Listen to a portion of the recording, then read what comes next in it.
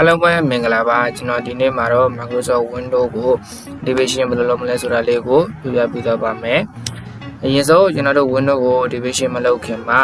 Windows version ကဘယ်လောက်ရှိတယ်။ Home လား Pro လား Edition ကဘယ်လိုမျိုးလဲ။ Division ဖြစ်မဖြစ်ကတော့ဘယ်လိုသိရမလဲဆိုတာလေးကတော့ကျွန်တော်တို့အရင်ဆုံး Windows key ကိုနှိပ်လိုက်မယ်။ Setting နဲ့ကိုဝင်လိုက်မယ်ပေါ့နော်။ Setting နဲ့ကမှကျွန်တော်တို့အဲဒီမှာsystem ဆိုတာလေးကိုဝင်လိုက်ပါမယ် system ရဲ့အောက်ဘက်မှာဆိုလို့ရှိရင် division ဆိုတာလေးကိုရှိပါတယ်အဲ့ဒါဝင်လိုက်မှာဆိုလို့ရှိရင်တော့ဒီမှာ Windows 11 Pro ပေါ့နော်အောက်ဘက်မှာကတော့ division status ကတော့ active ဖြစ်နေတာလေးကိုတွေ့ရမှာပေါ့နော်ဒါကတော့ကျွန်တော် division ဖြစ်ပြီးသားပေါ့တကယ်လို့ဖြစ်တယ်လို့ရှိရင်တော့not active ဆိုတာလေးနဲ့ပြပေးမှာပေါ့အဲ့လိုဆိုလို့ရှိရင် division လုပ်ဖို့တော့လိုအပ်နေပါပြီဟုတ်ကဲ့ကျွန်တော်တို့ division စလိုက်ရအောင်ဒီ software လေးရှိဖို့တော့လိုပါတယ် software လေးကိုဝင်လိုက်ပါမယ်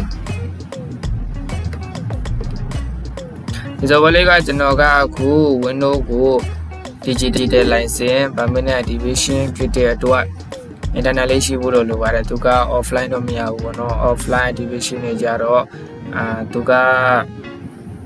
လာပိုင်းပေါ့လာပိုင်း division တွေဖြစ်တဲ့ corruption တွေဖြစ်တဲ့အဲ့ဒီကောင်တွေကဘယ်လိုဖြစ်လဲဆိုလို့ရှိရင် internet ချိန်ပြီးအသုံးပြုတဲ့အခါတွေ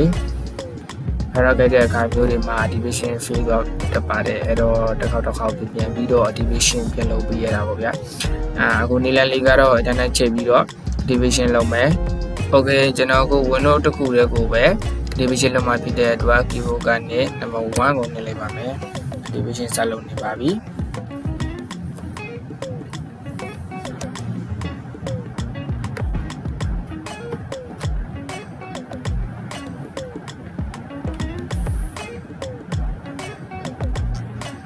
ကျွန်တော်ကတော့ division ဖြစ်ပြီးသားဆိုတော့သူကထုတ်ရေးခိုင်းနေကြဗျ။ဟို number 1ကိုပဲထုတ်ရေးလိုက်ပါမယ်။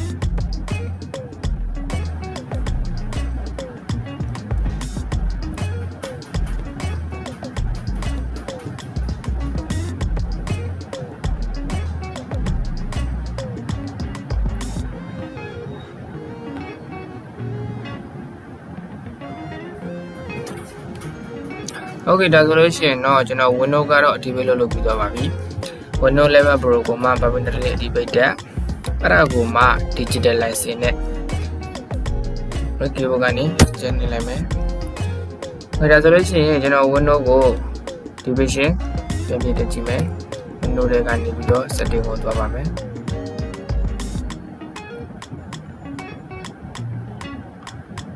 division ဆိုတာလေးတွေဝင်လိုက်မယ်ဆိုလို့ရှိရင်တော့ဒီမှာပေါ့နော် Windows 11 Pro အောက်မှာ Windows က division ကဒီမှာပေါ့ digital license ဖြစ်နေပါပြီ digital license ဆိုတဲ့သဘောကကျွန်တော်တို့ပုံမှန် corruption နဲ့သုံးမှဆိုလို့ရှိရင် isolation license ဆိုပြီးတော့ပြနိုင်ပါပေါ့နော်ဒါဆိုရင်တော့ကျွန်တော် Windows ကိုdivision ဘယ်လိုလုပ်လဲဆိုတာလေးကိုပြပြခဲ့ပြီးဖြစ်ပါတယ်တကယ်လို့ဒီလိုမျိုး division လုပ်ချင်တယ်digital license ပြည့်ကျင်တယ်ဆိုလို့ရှိရင်တော့ကျွန်တော်ရဲ့ chat box ကနေဒီချက်ဆက်သွယ်လိုက်လို့ရပါတယ်ခင်ဗျ online ကနေလည်းဆောင်ရွက်ပေးပါတယ်ဟုတ်ကဲ့အားလုံးကိုကျေးဇူးတင်ပါတယ်